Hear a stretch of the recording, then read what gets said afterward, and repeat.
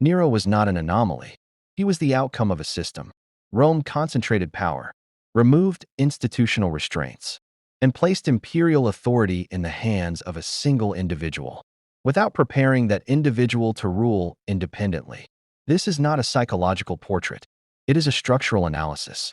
Nero was born Lucius Domitius Ahenobarbus in AD 37, into the Julio Claudian dynasty, a ruling house defined by proximity to power rather than competence.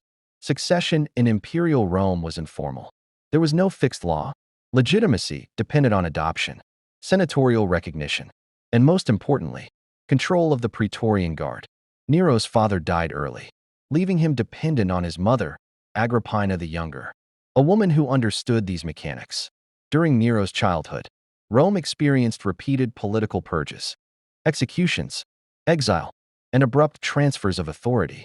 This environment shaped Nero's understanding of power. Authority was fragile, and survival depended on control of institutions. Agrippina exploited weaknesses in Rome's succession system. She married Emperor Claudius, securing legal proximity to imperial authority.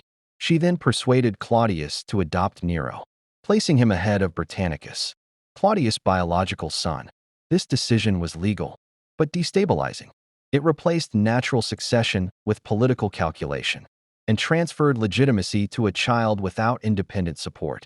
Agrippina compensated for this weakness by securing senatorial allies and Praetorian loyalty. When Claudius died in AD 54, under circumstances ancient sources viewed with suspicion, Nero was proclaimed emperor at 17. The Praetorian Guard ensured compliance.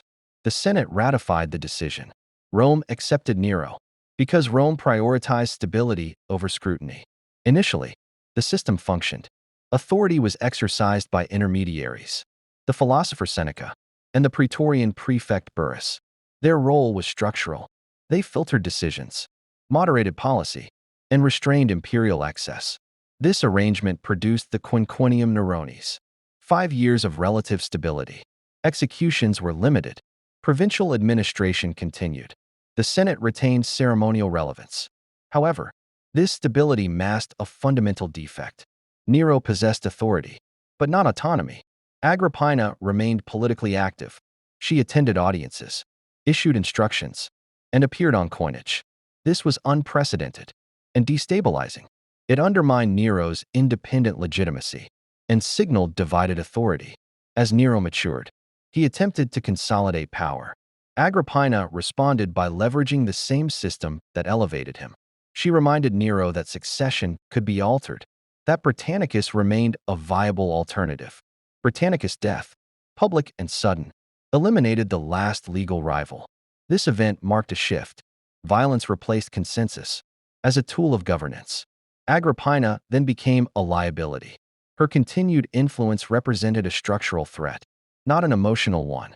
Multiple assassination attempts failed. Poison, mechanical collapse.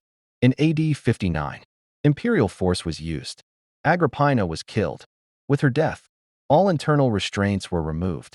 If you are still watching, this is the moment Rome's political safeguards collapse. Like the video and subscribe, because the consequences were systemic. After AD 59, Nero ruled without institutional mediation. Seneca withdrew. Burrus died. The advisory buffer disappeared. Nero altered his governing strategy. Rather than negotiating with the Senate, he bypassed it. He appealed directly to the urban population. Through games, festivals, and public spectacle, this strategy weakened elite consensus, but temporarily strengthened popular support. It also required sustained funding. To finance spectacle, Nero relied on confiscation, judicial executions, and elite purges. Opposition was reclassified as treason. This accelerated senatorial alienation. In AD 64, Rome experienced its greatest urban disaster, the Great Fire. Tacitus reports Nero was absent. Suetonius claims theatrical behavior. Cassius Dio emphasizes reconstruction. What matters is not origin, but response. Nero used the destruction to redesign Rome.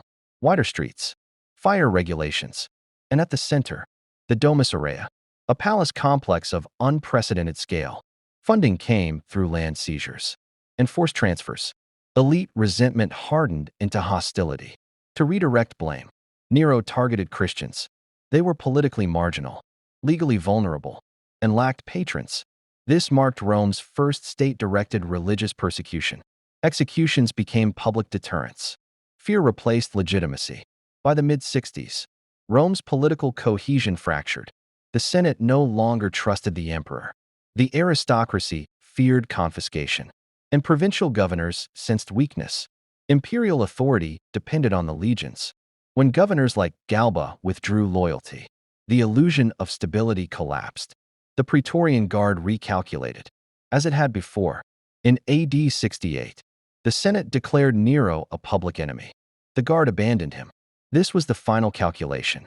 The Praetorian Guard had created emperors before, and it had destroyed them just as easily. When the Guard withdrew its loyalty, Nero's authority ceased to exist.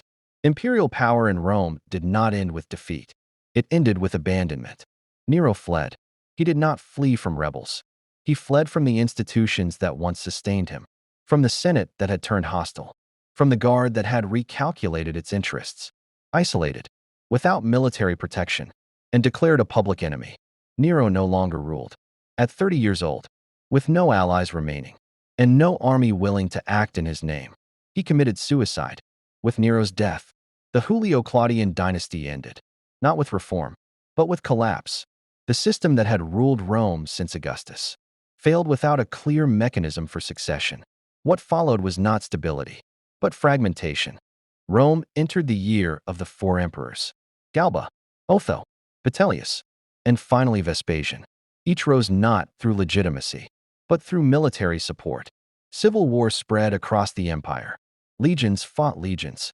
Provinces chose sides, and Rome itself became a prize.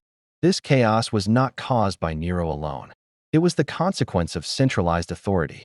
Without succession stability, without institutional limits, and without a clear transfer of power, Nero did not destroy Rome. He revealed its weaknesses. He exposed a system that depended on personal loyalty, rather than durable institutions. A system that functioned only while restraint existed. Rome created an emperor, without accountability, without preparation, and without institutional restraint. When that restraint vanished, the system failed. The result was inevitable. Rome created Nero, and paid the price. If this analysis changed how you understand Nero, like the video, subscribe for more historical breakdowns that go beyond personalities and examine the systems behind power. And comment below, was Nero a failed ruler, or the predictable product of Rome's political system? Thank you for watching. Don't forget to like, subscribe, and join us next time for another chilling true story.